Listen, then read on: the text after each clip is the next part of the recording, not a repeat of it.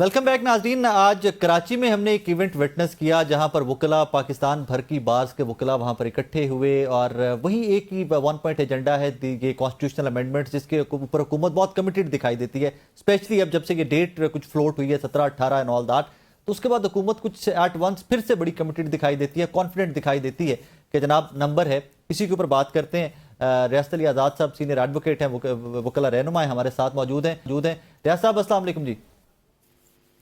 वालेकुम सलाम सर, आप खैरियत से ठीक ठाक हैं? जी मेहरबानी। रियाज साहब, जहां पर आप लोग कन्वेंशंस कर रहे हैं, आप वकला को मोबिलाइज कर रहे हैं, सारे आप इस्लामाबाद से फ्लाई करते हैं, कराची जाते हैं, फैसल सिद्दीकी साहब, आप तमाम बार्स के वकला वहां पर इकट्ठे होते हैं। वहां पर गवर्नमेंट भी बहुत कमिटेड है, गवर्नमेंट बहुत कॉन्फिडेंट है कि जनाब तरमीम कर लेंगे, हम नंबर पूरा कर लेंगे किसी ना किसी तरीके से। कैसे रोकेंगे सर? बिस्मिल्लाहिर्रहमानिर्रहीम। राय साहब, आज जो कराची केबीए का ऑल पाकिस्तान लॉयर कन्वेंशन था, जी, that was exemplary convention, that was the best one जो आज हुआ। वहां पे जितना पिंडाल था खचा खच वकला से भरा हुआ था और उन लोगों की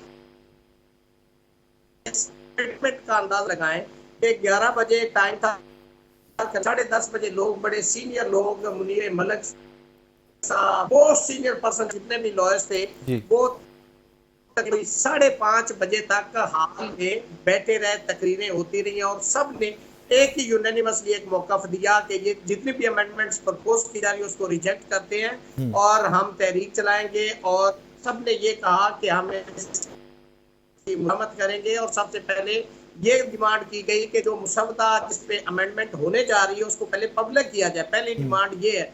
उसके बाद फिर अगला मरला शुरू होता है। सब ने कहा कि ये अमेंडमेंट हमारी लाशों पे होगी। ये हामिद खान और बाकी दीगर वकला ने भी ये जुमले दोहराए। तो सच्ची बात है, यहाँ पे बड़ा चार्ज क्राउड था और तमाम लॉयर्स ने जब रेजोल्यूशन पास की और हाथ खड़े करवाए गए, एक शख्स ने भी उस प्रपोज्ड अमेंडमेंट के हक में हाथ खड़ा नहीं किया। सब ने उसके खिलाफ दोनों हाथ करके इस चीज यकीन दहानी करवाई कि ये आइन जो है ये फेडरेशन की अलामत है और हम इसके साथ। रियासत भी यहाँ पे प्लीज जरा थोड़ा रुकिए, थोड़ा मेरे व्यूअर के लिए और मेरी अंडरस्टैंडिंग के लिए। अगर ये पार्लियामान के अंदर नंबर पूरा कर लेती है गवर्नमेंट, पीपल्स पार्टी, वो 63A के फैसले के बाद कोई इधर से उधर कुछ लोग हो जाते हैं आजाद, या कुछ सेनेट में इधर से उधर हो जाते हैं, तो आप कैसे कानूनी तौर पे आप कैसे रोक सकते हैं इसको? देखिए राय साहब, बात ये नहीं है। बात ये है कि देखिए, अभी तो हमारी डिमांड है कि ये नहीं होगी और ना हम इंशाल्लाह होने देंगे। ठीक है। होकर वकला ने यहाँ पे यूनानिमसली डिसाइड किया है, वो ये किया है कि फिर हम उसकी मुजामत भी करेंगे और फिर वकला तहरीक भी चलाएंगे और हम एक लंबी जदोजहद भी करनी पड़ी इसके रिवर्सल के लिए तो हम वो भी करेंगे। हम कोई भी जो दकीका फरोग गुजाश्त नहीं छोड़ेंगे। हम हर वो स्टेप लेंगे जो हमें आइन इजाजत देता है, जो हमें कानून इजाजत देता है। आइन और कानून के अंदर रहते हुए हम अपनी जदोजहद करेंगे। रियासत भाई, आप एक्टिव हैं, वी ऑल नो दैट, मैं आपको विटनेस भी कर रहा हूं कि आप बहुत एक्टिव हैं इन सारी अमेंडमेंट्स को लेकर, लेकिन बाकी बार्स या बाकी बार्स के सदूर या सेक्रेटरी इस कदर एक्टिव नहीं है कि हम कहें क्योंकि वकला तहरीक का आगाज हो जाएगा यहाँ से।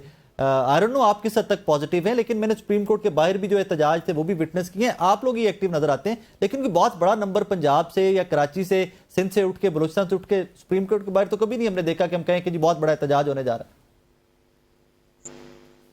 अभी वकला ने कॉल नहीं दी, वो पीटीआई के लॉयर्स ने कॉल दी थी जिसका आप जिक्र कर रहे हैं। आज इस कन्वेंशन की अगर बात करें तो वहाँ vice chairman Balochistan bar council मौजूद थे, सदर Quetta high court bar association मौजूद थे, सदर Lahore high court bar association यहाँ पे मौजूद थे, सदर Islamabad high court bar association यहाँ पे जितने भी आप, मैं अब नाम गिनवाता जाऊँ, डिस्ट्रिक्ट बार काउंसिल मेंबर, सदूर, सेक्रेटरीज, यहाँ पे एक बहुत बड़ा स्टेज सजा हुआ था जिसके ऊपर ऑफिस बेरर्स बैठे थे और यहाँ सामने पिंडाल के अंदर जो फर्स्ट रो थी उसके अंदर भी कई साबका मौजूदा सदूर, member bar council, vice chairman मौजूद थे और हाल जो था वो खचा खच भरा हुआ था। ये ना कहें कि हमने भी चूंकि कॉल ही नहीं दी लॉयर मूवमेंट के लिए, तो जब जो देखे वो एक पॉलिटिकल पार्टी की कॉल चली, जैसे आज यहाँ पे एक आइडिया फ्लोट किया गया कि एक वुकला एक्शन कमेटी बनाई जाएगी जो इस कॉल का ऐलान करेगी और फिर उसमें लॉज जो है वो उस पर मोबिलाइज करें, ही नहीं आई। इसलिए अभी ये कहना, मेरे अलावा सच्ची बात है, हर वो शख्स, हर वकील जो है काले कोट पहनने वाला, वो ये समझता है ये आइन और कानून पे तो हमला है, ये हर काले कोट के ऊपर हमला है, और ये इदारे को जो है वो मेरा ख्याल है कि उसको सबूताज करने के लिए जा रहे हैं, उसको बिल्डोज करने के लिए जा रहे हैं, जो हर पाकिस्तानी सिविलियन भी ये नहीं चाहता, वकील भी नहीं चाहता, साफी भी नहीं चाहता, और डॉक्टर्स भी नहीं चाहते, हर सेगमेंट ऑफ सोसाइटी ये नहीं चाहता कि कॉन्स्टिट्यूशन के साथ ऐसा उसको दरियाबुर कर दिया जाए। लेकिन रियासत अली आजाद साहब, जहां पर आप लोग खड़े हैं, जहां पर आप लोग कन्वेंशन जी जी जहां पर आप लोग कन्वेंशन कर रहे हैं, जहां पे आप लोग एजिटेट कर रहे हैं, वहीं पे एक वकला तंजीम ने अपना ड्राफ्ट भी दिया, अपना मुसवदा भी दिया तरमीम का। सर देखिए, आज मैं वहां पे मौजूद था, वहां पे मुस्लिम लीग नून और पीपल्स पार्टी के कुछ 10 से 15 वकला आए थे जिन्होंने इस कन्वेंशन को अपोज किया था, और वहां की क़यादत जो कराची की, उन्होंने कहा कि हम आपका भी पॉइंट ऑफ व्यू सुनते हैं। उन्होंने बल्कि एक उनमें से वकील साहब को स्टेज पे बुलवाया भी, सुना भी।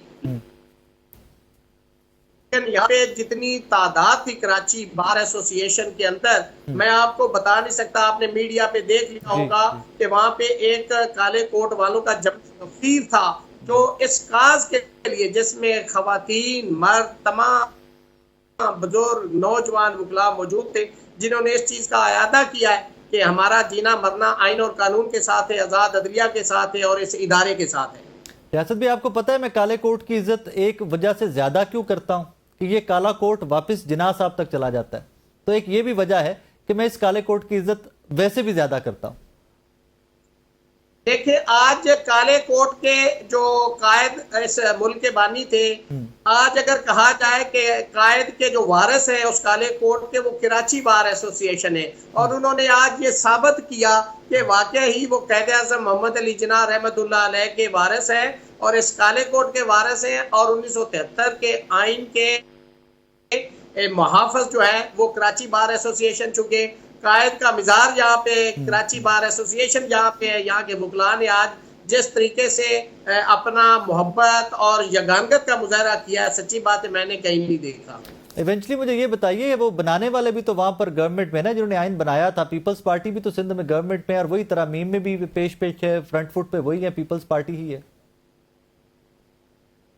देखिए, 1973 का आइन जुल्फकार अली भुट्टो शहीद ने बनाया, स्टील मिल जुल्फकार अली भुट्टो ने बनाई, मिर्जइयों को कादियानियों को काफर जुल्फकार अली भुट्टो ने डिक्लेयर किया, एटम बम जुल्फकार अली भुट्टो ने बुनियाद रखी। ये सारा credit Pakistan peoples party Zulfikar Ali Bhutto शहीद की रहनुमाई में और उनकी लीडरशिप में जाता था। थैंक यू वेरी मच रियासत आजाद साहब, कराची से आपने हमें ज्वाइन किया हुआ था। नाज़रीन, आज के इस शो से इस दुआ के साथ इजाजत दीजिए कि पाकिस्तान में जिस तरह का एक कलरफुल सा इवेंट एससीओ समिट का हो रहा है, इस तरह के इवेंट्स होते रहे, और हमें आपको हम सबको मिलकर ये मौका मिलता रहे कि हम इंटरनेशनल कम्युनिटी को ये पैगाम दे सकें कि हम पर जो हमारा हमसाया इल्ज़ामात की बौछार करता रहता है, और उसमें और रियलिटी जो है पाकिस्तान की, उसमें कितना फ़र्क है। प्लीज़ आइए और हमें यहाँ पर देखिए। यहीं पर मुझे एक और दुआ की भी इजाज़त दीजिए, और ये दुआ आई थिंक हम सबको करनी चाहिए कि हमारे इंटरनल पॉलिटिक्स और हमारे इंटरनल जो अफेयर्स हैं पाकिस्तान के, उनमें भी कुछ स्टेबिलिटी आए, उनमें भी कोई बेहतरी आए। अगर हम फॉरेनर्स के लिए और अपने उन लोगों के लिए जो हर टाइम हमारे खिलाफ जहर उगलते रहते हैं, हम उनके लिए इतने वेलकमिंग हैं कि हम इंटरनेशनल कम्युनिटी को एक पैगाम दे सकें कि we are very peaceful nation, तो फिर हमें उन तमाम लोगों के लिए जो हमारे अपने हैं, जो हम में से हैं, हमें एक दूसरे को भी एक्सेप्ट करना होगा, और उसी एक्सेप्टेंस से ही वे फॉरवर्ड निकलेगा और पाकिस्तान स्टेबिलिटी की तरफ इंशाल्लाह जाएगा और दिन रात तरक्की करेगा इंशाल्लाह। अपना बहुत सारा ख्याल रखिएगा, दुआ में याद रखिएगा। अल्लाह हाफिज़।